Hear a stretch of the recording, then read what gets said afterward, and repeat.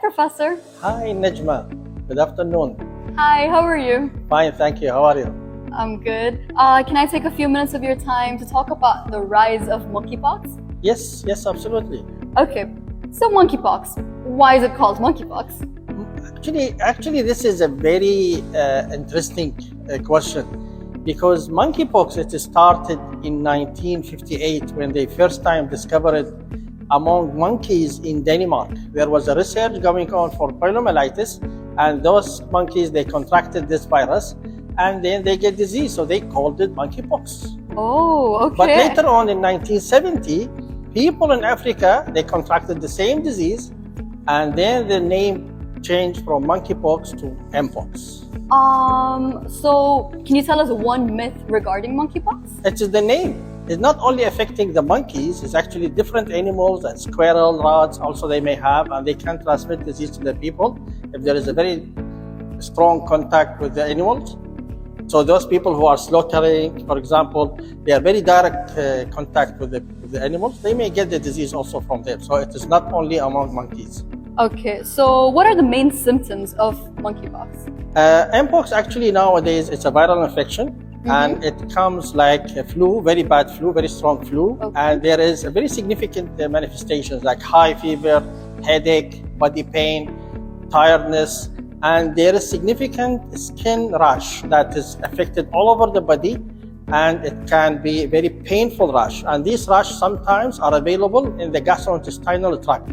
So people, they may have blood from the rectum, blood from vomiting, and it's very painful and can transmit disease also. So do you think monkeypox could be our next big pandemic? I tell you something, scientifically the monkeypox or mpox, now the new name, is actually not like COVID-19, can be easily transmitted from one person to another if they just talk together. Is it transmitted based on strong contact? So those people who they have sexual contact, those people who they are sleeping together or kissing each other or hugging each other, they may get disease. That's why nowadays it's most commonly distributed between people who they have multiple partners, sex partners, so they get it from one and they transmit it to others. I understand. So are scientists currently developing any new vaccines, or are we still relying on the smallpox vaccines? No, first, the smallpox is a disease that disappeared from the world. Yes, the vaccine was there and used and managed to disappear, managed to make that disease disappear. But now there is a vaccine for mpox and being used for people. So being used for people who are at high risk. For example, if they're someone family, they have disease, they will give it to them so they protect them. Or those people who get contact with the sick people, they give them. So the vaccine actually is available nowadays. Okay, and one last question. Who do you think are the most susceptible to getting mpox? Especially those who are not living in a good hygiene life, poor sanitation, very low social classes. Those people are not educated, very poor. And those people who they have multiple sex partners, they are highly susceptible to contract that disease. But the disease, not all of them get died. It's not very lethal. Most of the people, they get cured between 2 to 4 weeks.